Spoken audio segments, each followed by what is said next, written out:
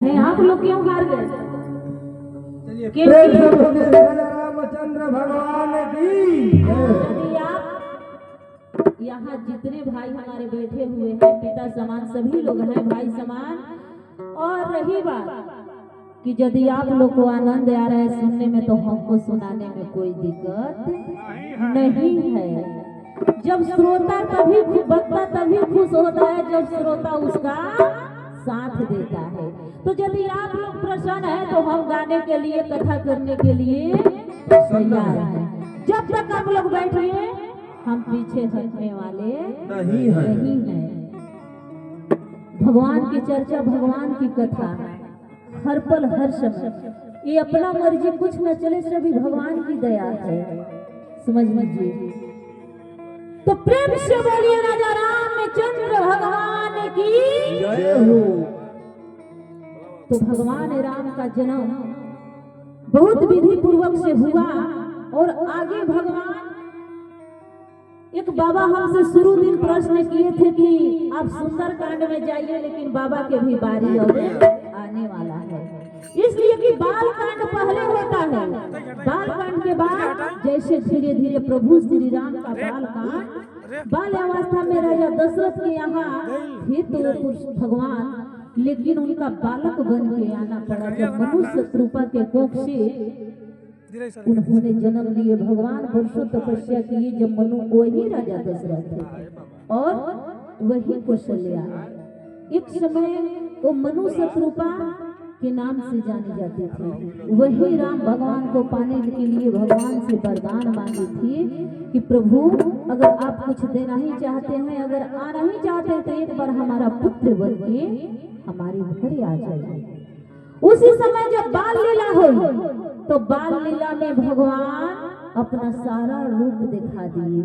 लेकिन माता क्या बोली कि प्रभु इस रूप को छिपाइए, ताकि अभी हम इस रूप में नहीं आपको देखना चाह रहे हैं। किस रूप में देखना चाह रहे हैं?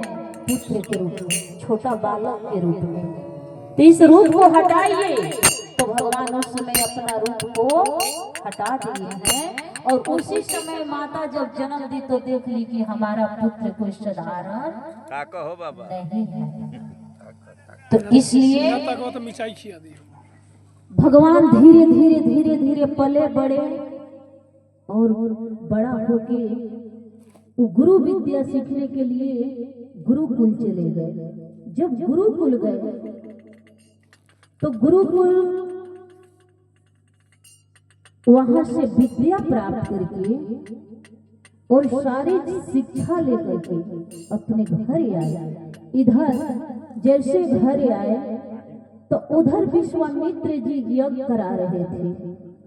आप लोग को पता होगा कि बक्सर धाम में अभी जाइए तो वही तपोवन में गुरु विश्वामित्र जी यज्ञ कराए हैं तपोवन में। ताड़िका भी जाइएगा, ताड़िका मंदिर, तो वैसे ही ताड़िका को वध करने के लिए भगवान आए थे। सबको निशाचर को मारने के लिए राम भगवान आए थे। तो जब अभी भी जाइए वहां बक्सर धाम में, तो सब चीज आपको देखने के मिलेगा।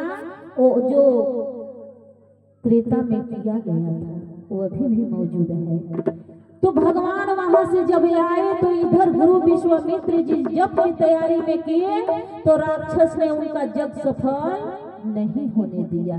कभी हड्डी मांस उस हवन कुंड में डालने लगे, जिससे उनका यज्ञ असफल हो गया। लेकिन भगवान जिस काम के लिए आए हैं उस काम के लिए तो उनको जाना ही पड़ेगा। उसी समय उन्होंने मन में ख्याल किए, भाव किए और राजा दशरथ के यहाँ चले आए। जब राजा दशरथ के यहाँ आए तो बहुत राजा दशरथ जी ने उनको आव भगत किए, गुरु जी के प्रणाम किए, चरण स्पर्श किए, सब कुछ किए और बोले कि प्रभु क्या आपका आज्ञा है? तो यही बताए कि आप हमारे साथ अपने पुत्र राम को दे दीजिए, कि राम को दे दीजिए, हम अपने साथ ले जाएंगे।